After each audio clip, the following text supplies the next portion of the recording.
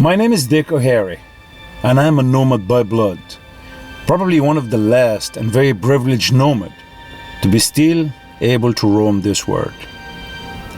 Legends and myth had always fascinated me since I was a kid, not only because it is part of our culture, but because it helped us to understand other people, different countries, and different cultures. And my search for legends took me to the most beautiful and remote areas on this planet. So today I would like to take you with me in one of these journeys. It is not much a journey of a distance as it is a journey back in our history of mankind.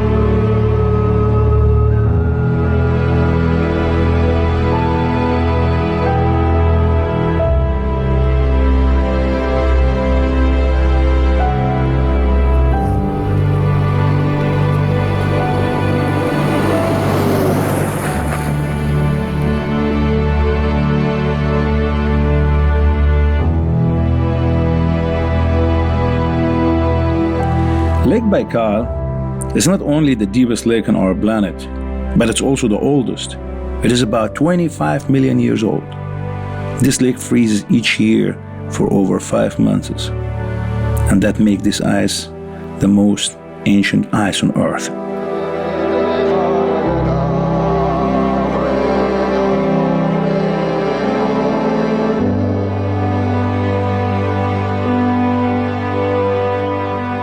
"60% of Lake Baikal lays within the Republic of Buryatia.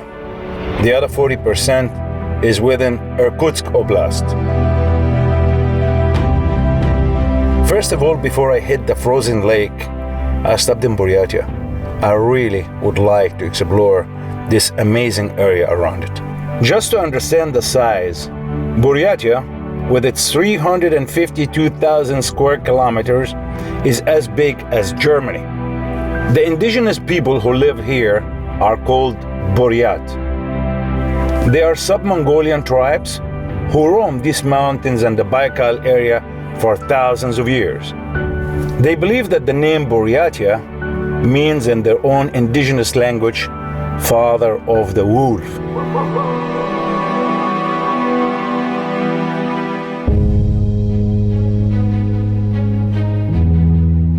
And today, I'm finally in the capital city of the Republic, the city of Ulan-Ude, in the main square, which is called the Soviet Square, right in front of Lenin's head. It's one of the biggest in Russia.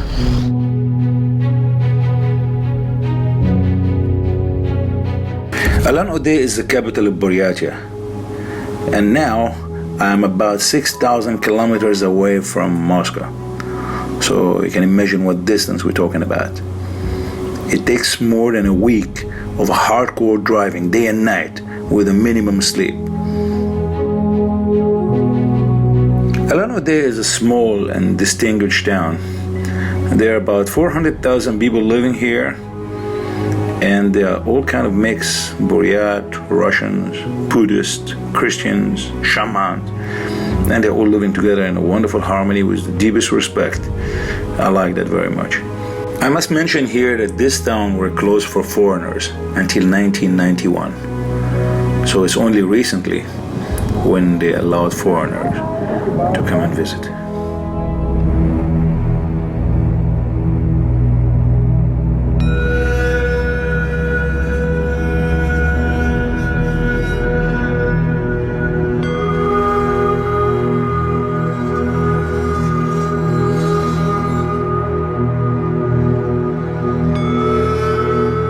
Buryatia is a Buddhist republic, so you always find many small Buddhist temples along the way.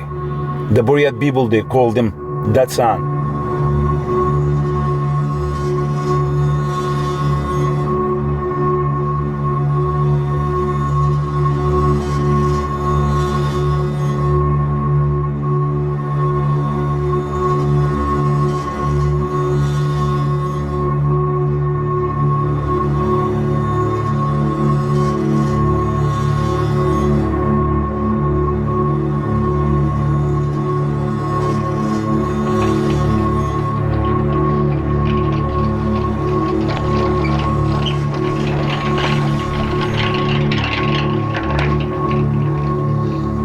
And I cannot miss to spin the praying wheel in the little Datsan.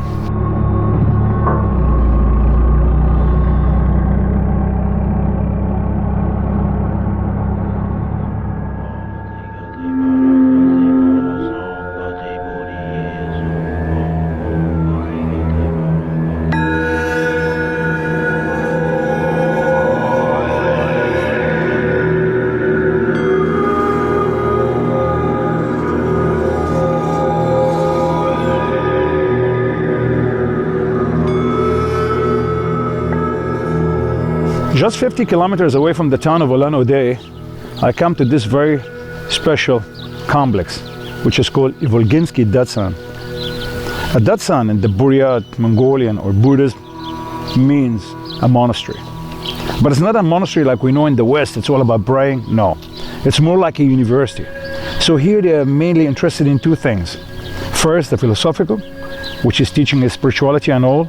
And the second is the clinical, for healing people, and very concerned about human body. And this particular Datsan has a very mysterious story which has been puzzling the world for years now.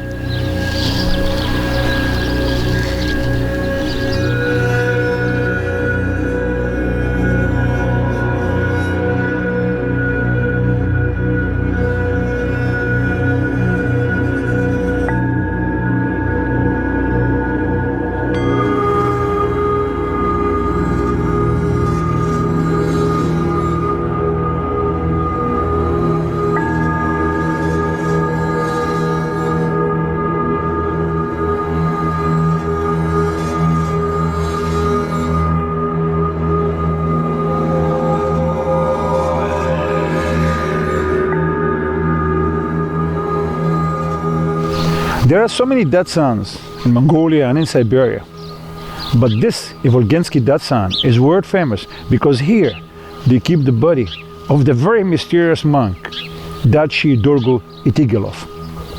Itigilov was the head of Buddhism in Russia before the First World War, and he died officially in the year 1927.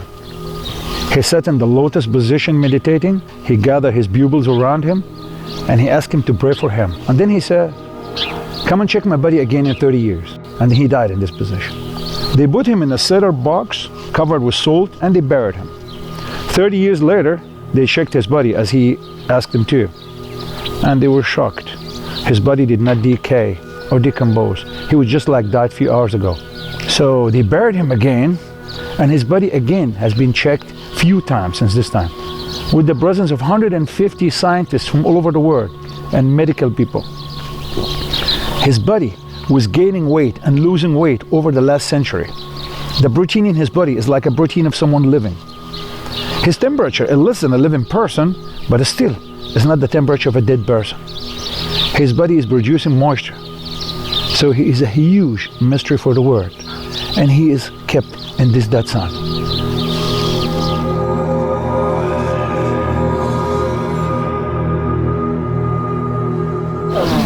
People come from all over Russia to visit him. He's still there in his cedar box. I want to go and take a look at him too, if I can.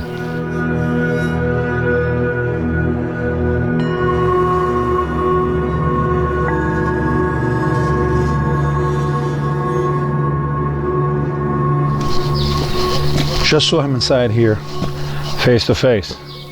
The famous Lama Itigilov. A very strange feeling. If I don't know that he's dead, I would think there's somebody sitting out there in his lotus position meditating. But since I know he's dead, it's kind of strange. He is not mummified. He looks like a real person. He's looking down, dressed. And since 2005, they decided that they're not examine him no more, or they're gonna make anybody photograph him or film him.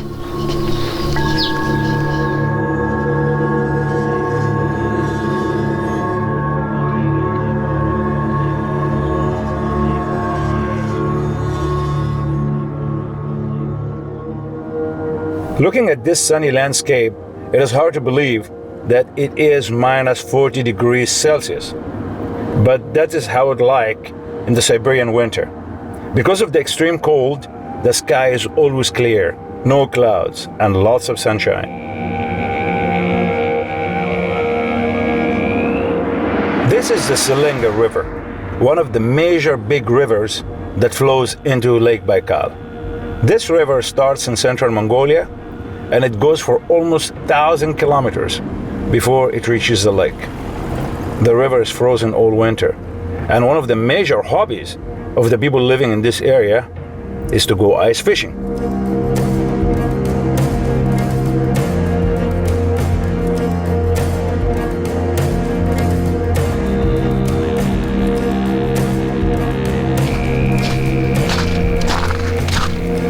Здравствуйте. Здравствуйте. Какая рыба здесь водится? Елец. А елец? Маленький? Самая крупная. Вкусный? Обалденная. Как тебя зовут, мой? Владимир. Дик. Приятно познакомиться. Мне тоже.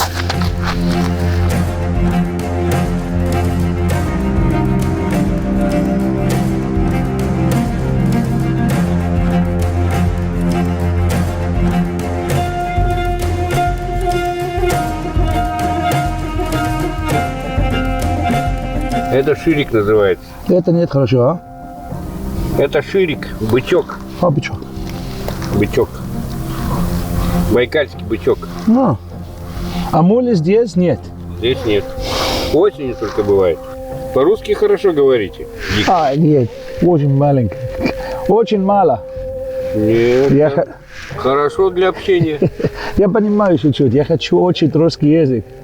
Но очень сложный для меня. My friend, откуда ты? Я? Да. С города, с Улан-Удэ. А, Улан-Удэ. В прошлый раз я поймал 139 штук. Сейчас не знаю, не считал. Дома посчитаю. 3,5 килограмма. 3,5 килограмм? Прошлый раз, ага. Это рыба. Да, да.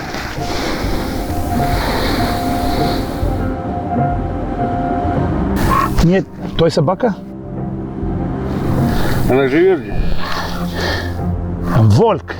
Нет собак. Come on. Не волк, это местная собака.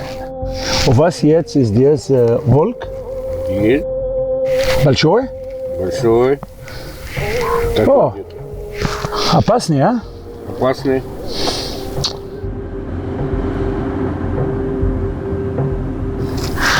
Люд здесь большой? Ну, 1,20 м, 1,30 м. Вот бур, как раз вот хватает бура. Машина нет проблемы здесь. Машина хорошо. So let me try to see how hard is it to make a hole here in that ice. It's about 1.5 meters thick.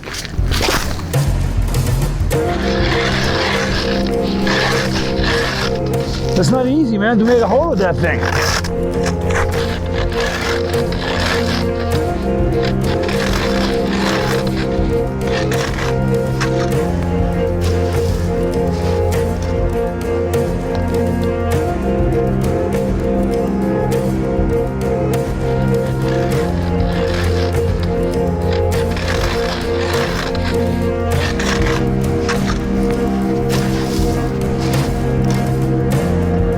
Look how deep we are. We still didn't hit the water. It's just crazy. It's hard work. It's very deep down.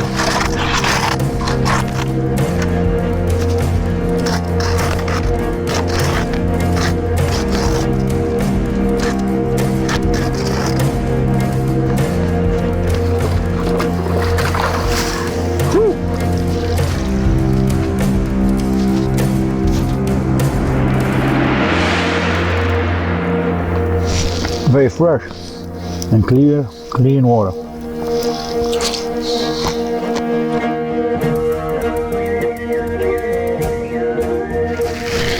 It's very beautiful to sit out here in nature, fishing easy, taking your time, peaceful.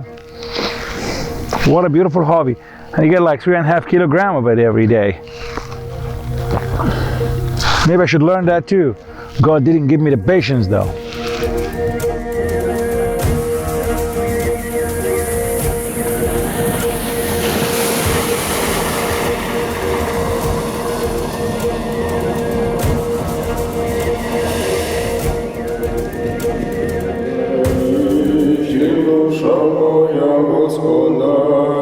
In the 17th century, Nikon, the Patriarch of Moscow and whole Russia, decided to modify the church to adapt to the Greek Orthodox Church.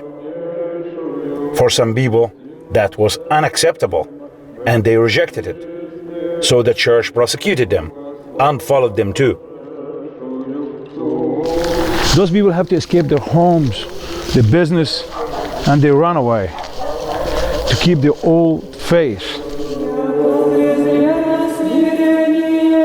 This village where I'm standing right now is called Baikal. And this village is one of the oldest settlements that all the people came here, they were escaping from the church. The Russian, they called them the old believer, or the semiski, which mean the families, because they always travel with their families. They are very religious people. They keep in the old faith and the old tradition of Russia since 300 years.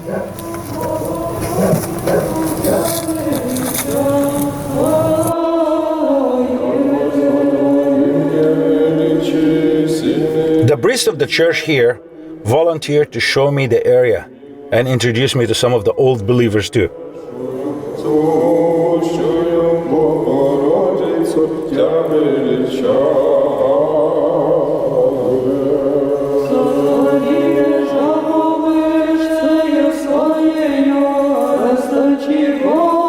And this is how they lived before.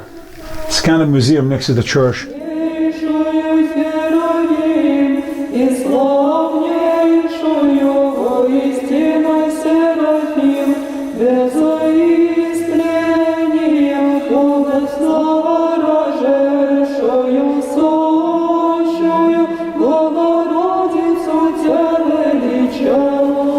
Здесь староверы? Все староверы. Все староверы. Все люди. Да. Здравствуйте. Приятно познакомиться. В Америке была. А, да? И во Франции была, и в Германии была. Здравствуйте. Здравствуйте. Здравствуйте. Теперь никого не держу, то вот все пусто. Только картошку до огородину сажу, а это кого? Силы нету теперь.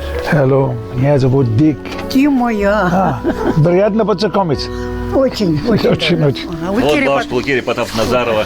Очень красиво, очень оригинально. Это она сама строила дом с мужем. Домик. В 65-м году, 65-й год. Муж живой еще был. Да.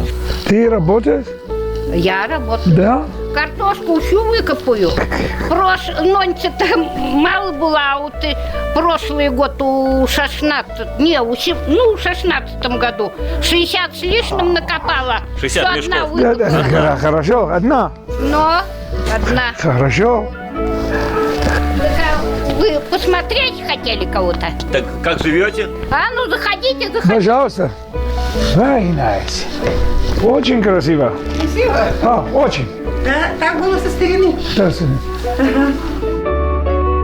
The carpets on the wall, and this is a very old, traditional, old believer houses.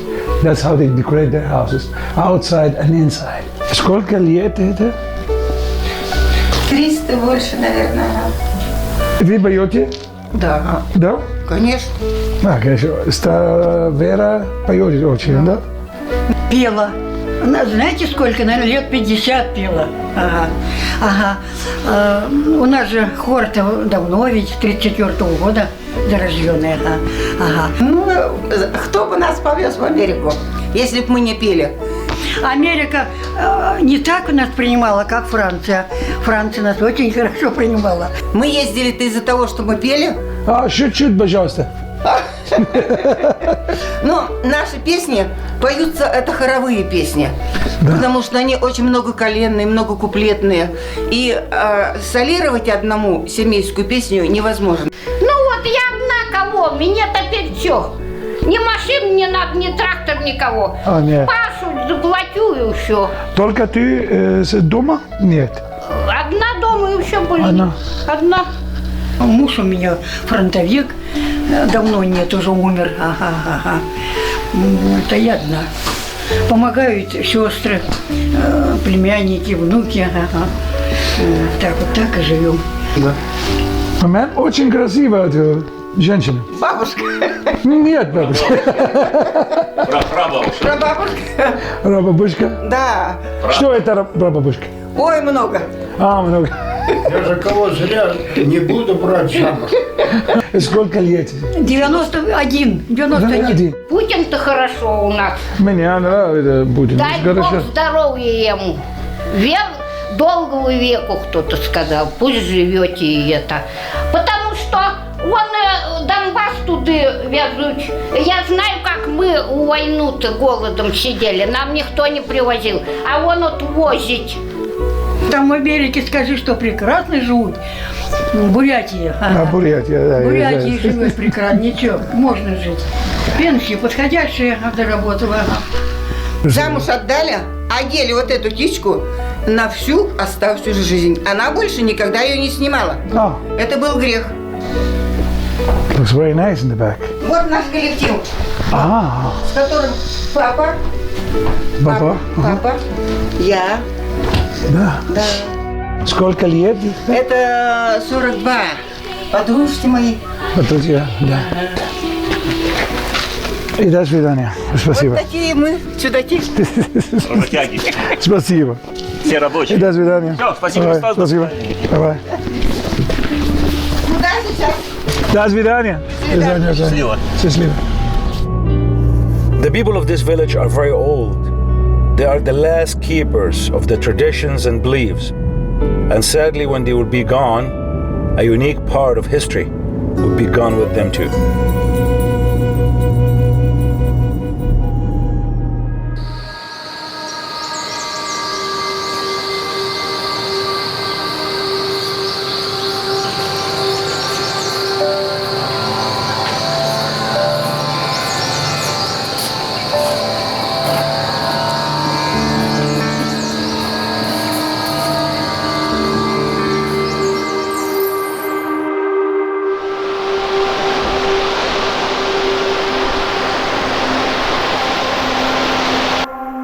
The birth of Lake Baikal 25 million years ago had a huge impact on the whole area.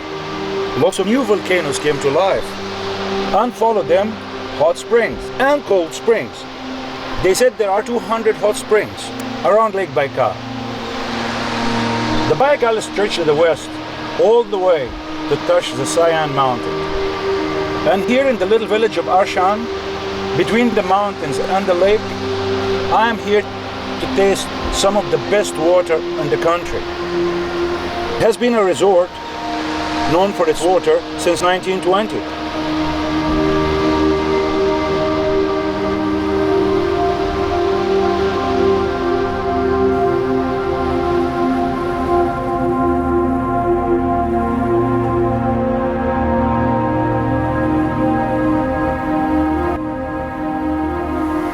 The springs over Baikal, they have different composition, but really they have one thing in common. They're all strong carbonated, with a lot of hydrogen, and the methane, which is all good for our body. So in the hot spring they bath, and the cold one they drink. It's very good for digestion, nerve system, and blood circulation.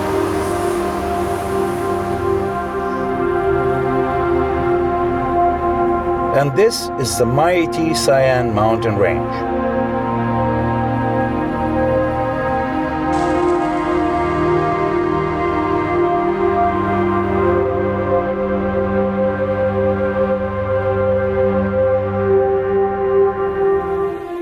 And now I am finally on the frozen lake, heading to one of the most interesting islands in the lake. Baikal has 27 islands, but Alkhon is the most sacred of them all.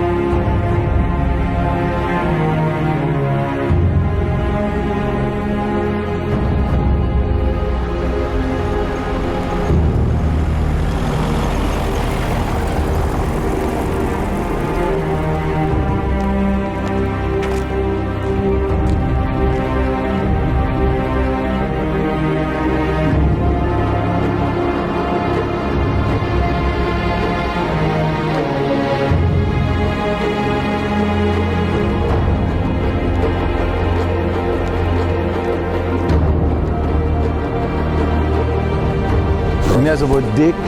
Владимир, Владимир. Извините, что делаете здесь? мы поклоняемся 13 хатам.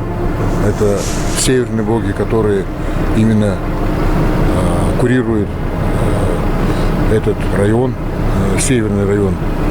И есть хозяин Альхона, хозяин Байкала, хозяева местности. Вот мы поклоняемся духом хозяева. Почему здесь?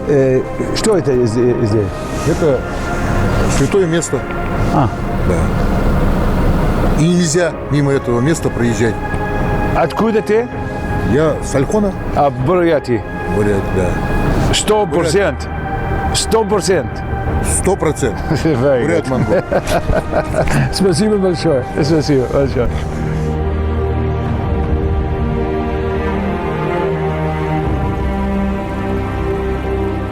Buryat people make all kind of offerings, money, cigarettes, sweets, whatever they have, for the spirit of the island.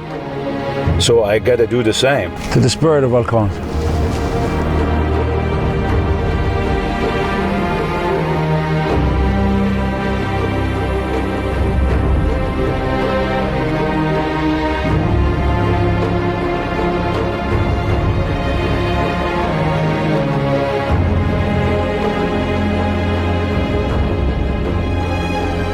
And here on the top of the hill, over the frozen lake, you see these wooden poles. And they are officially the entrance of one of the most sacred places on Lake Baikal. It's the Cape Burhan, where the Shaman Rock stands.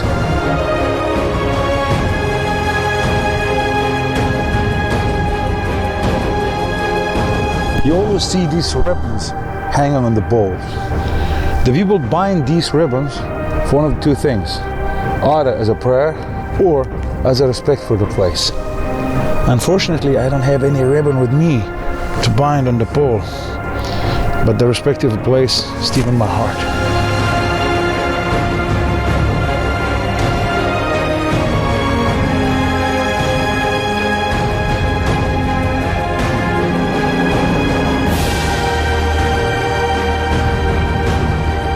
And this is the famous Shaman Rock, or what the people here call Shamanka.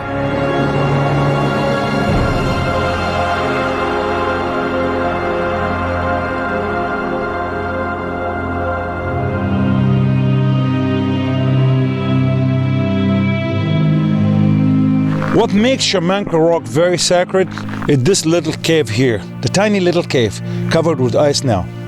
This cave is very sacred for shamans everywhere and for Buryat people in general. Nobody can enter except being a shaman. And in the summertime you cannot even reach it because here is water everywhere, so nobody really can get there.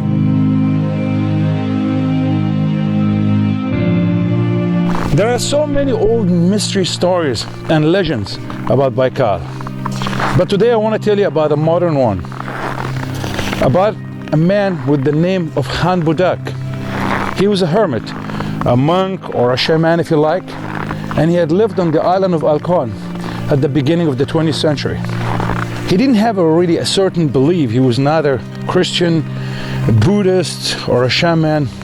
He was very unique and independent. Khan Budak lived in a cave with a rock in front of it separating him from the people outside. So the people came, stood in front of the rock, and they asked a question, and Khan Budak answered them from behind the rock. They just heard a voice, and he would answer, and it always has been right and accurate. People were fascinated with him. The people brought him offering, food and drink, and they laid it in front of the cave, but he never touched anything. But the very strange thing about him, that nobody ever seen him. Never. We don't know how he looked like. And it's been going like this forever. Until the eve of Christmas, 1914, when they said that Khan Budak went silent forever. It was the last time they've heard him. And when they entered the cave to see what happened, he was nowhere to be found. They found the tiny, tiny wooden shoes in the cave, nothing else. And he was gone, disappeared. Now, the people saw this as a bad omen. Something would happen. It was another prophecy of Khan Budak. And in fact, that what happened. Because in 1914, the Tsar decided to go to war against Germany, the First World War, and Russia lost a lot of lives. Now, there's nobody alive anymore to know which cave he lived. A lot of people think that he lived in the cave under Shamanka Rock. Others, they think he lived in the cave under the Three Brothers Rock. Others, they think he lived in a little bit island outside of Alcon. But it will be very exciting to find out really where he lived, Khan Budak.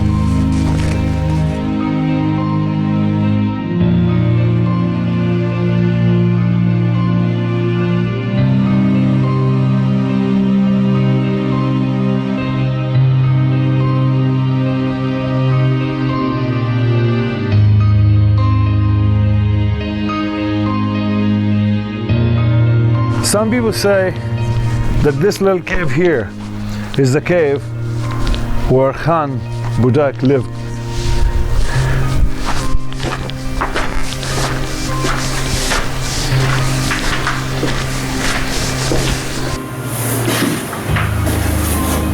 The rocks are plastered with ice.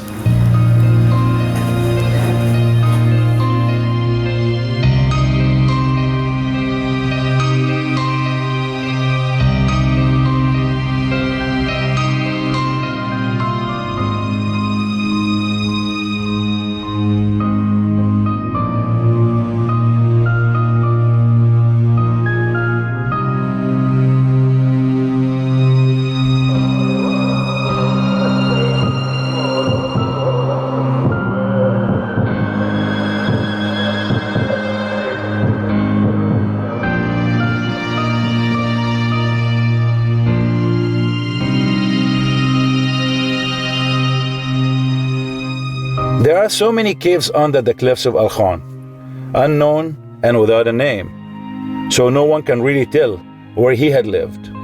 But our fantasies like to fly and imagine what if he had lived here.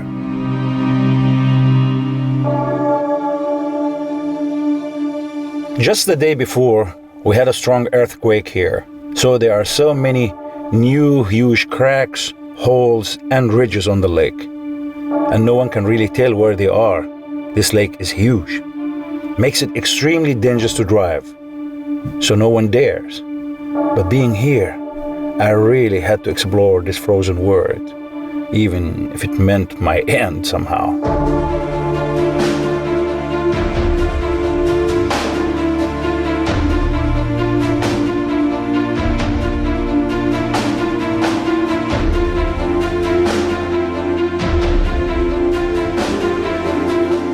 And after a scary ride over the ice of the Baikal, I crossed the lake to the northwest. This spot behind me here, it's a very sacred for the Buryat people. They call it Cape Riti.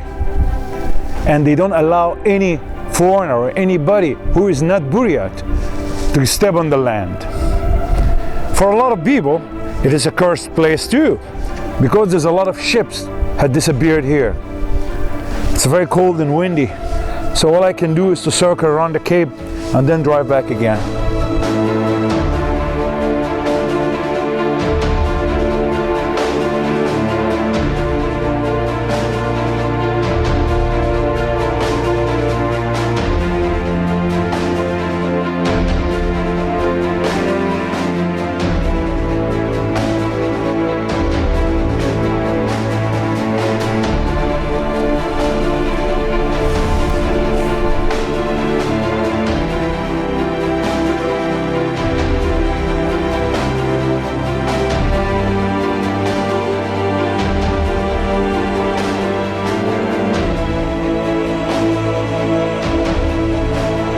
Very slippery. You're gonna watch how it's walking here. It is hard to imagine that they have here each winter a marathon over the frozen lake. Can you imagine that? With hundreds of runners. That must be a slippery business.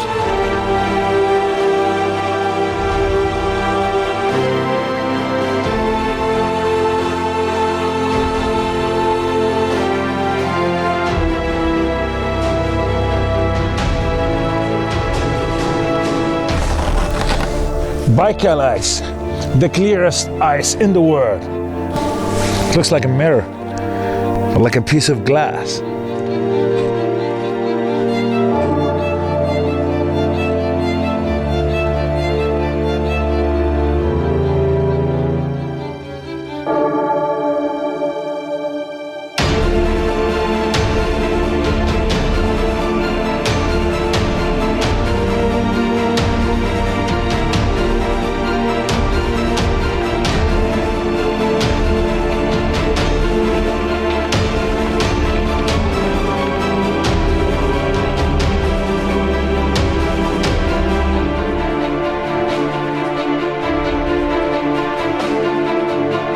And this is the famous Baikal blue.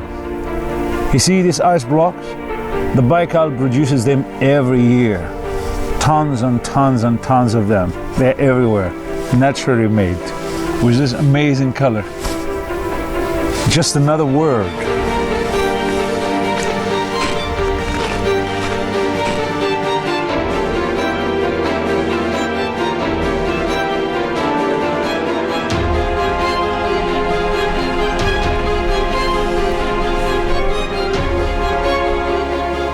Under the car now is probably 1.5 meters of thick ice, if not 2 meters in some spots. You see, it's marsh, and the Baikal ice now is the thickest. In physics, they say only 60 centimeters of ice can carry a truck of 15 tons, so I have no problem with my little car. Even though it can be very dangerous, there's a lot of cracks, ridges, you cannot get over it. A lot of soft spots sometimes, so it's not easy to drive over the Baikal. They said it's one of the most dangerous rides, but it's a lot of fun, and it's very unusual. I never had a ride like this before.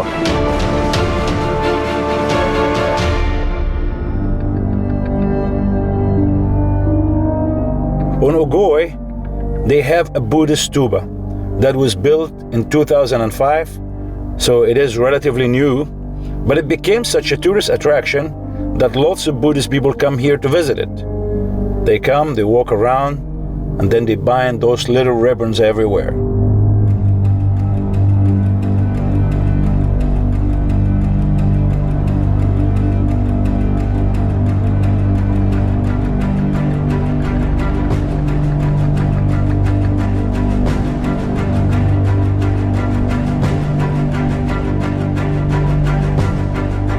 At the tip of the Ogoi Island, they have this formation of rock, which the local people, they call it the horse head. And the legend about this head is very similar to the one we know from the Greek mythology about Medusa. It tells about a king who has a beautiful horse, and the horse got a baby, but the baby was kind of evil. And they found out that wherever this horse looked at, things turned to stone, even humans. So they cast it away, they let it run in the forest, and the king gives a reward to anyone who killed that horse. And nobody could, because if you look at it, you would turn to stone. So the smart little shepherd in the mountain, he got an idea. He went in front of the horse and he ran in front of him without looking at him. The horse chased him. He came to the Baikal and he jumped into the water. The horse came and he was looking for him. The shepherd dove for a while, and then when the horse looked down to his reflection, he turned himself into stones and it became this rock. So it's pretty much Medusa's story, isn't it? Anyway, the evil has been punished.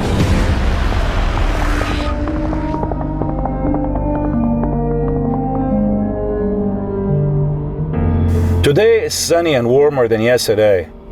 Makes it even more dangerous to drive because the surface of the ice is somehow melting. But I have to drive to the western coast of the lake to find the marble cliff. There is something there I would like to show you, if I find the marble cliff.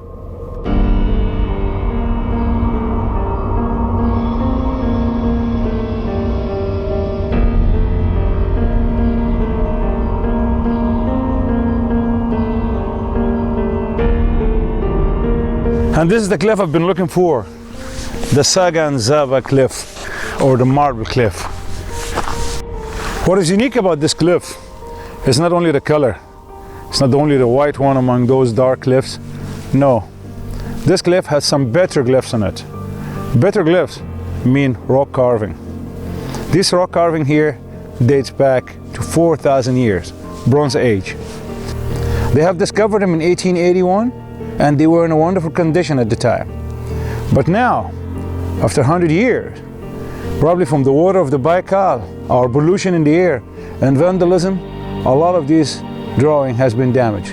But still, some of them in a good condition. Let me show you. The petroglyphs here represent the daily life. You can see domestic animals, wild animals,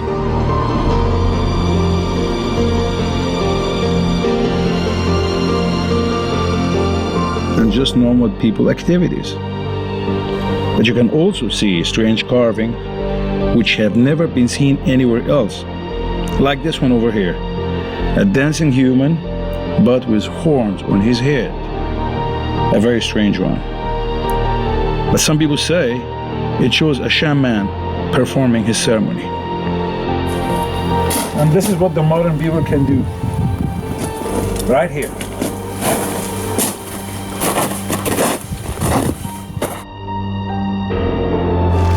Another big damage to the petroglyphs of this cliff comes from the monks of the Pazolsky monastery.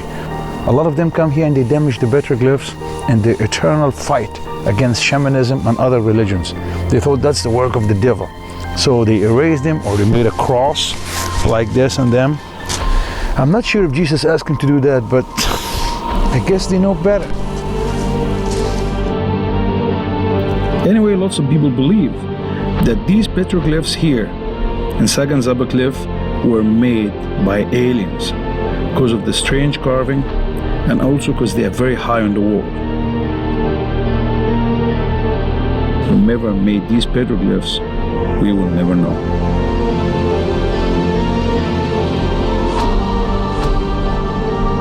And here, on this spot, they said this is the deepest point of the Baikal. It goes down here to 1,700 meters. And I'm lucky to be here in winter, so I can just be on this spot. You can imagine what creatures under our feet here.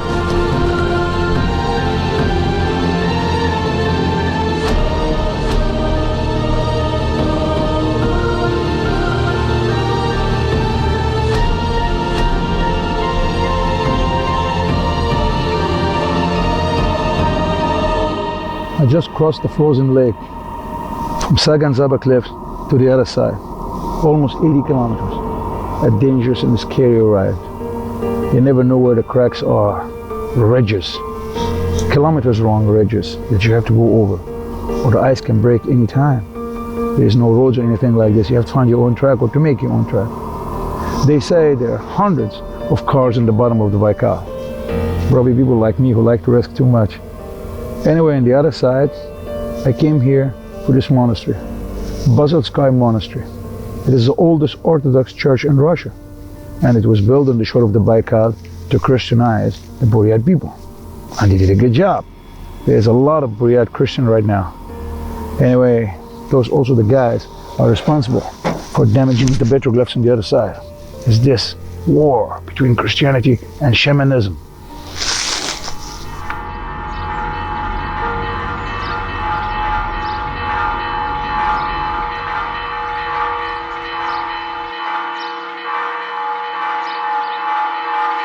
I would very much like to show you how it looks like inside, but unfortunately, no one is allowed to film inside the monastery.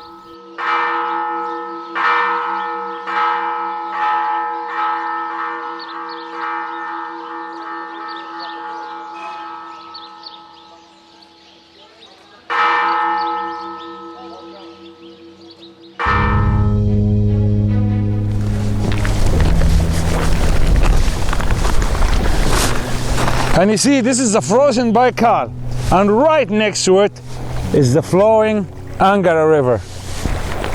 It's an amazing sight. Same temperature, same place. This water freezes, this one not.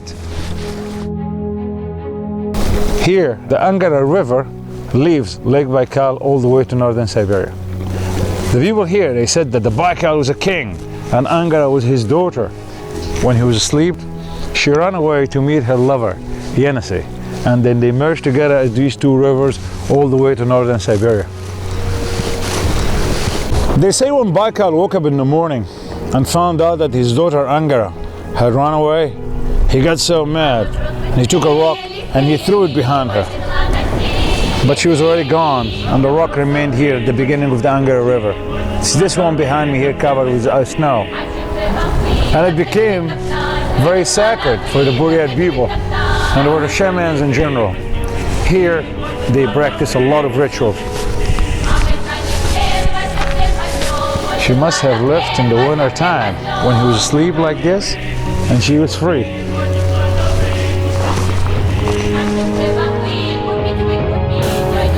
One of the major legends that haunt Lake Baikal and Siberia in general is the legend about the lost gold of the Tsar. You see, in 1917, just before the Russian Revolution, Russia had the third biggest gold reserve in the world. And when the revolution came, the Tsar got word about his gold and he sent it to Siberia to hide it from the Bolsheviks. The Bolsheviks found the gold, but when they brought it back from Siberia, they found out that half of this gold is missing. Now it is 100 years after. So many people, treasure hunters, adventurers, and this gold has not yet been found. But this is not a story.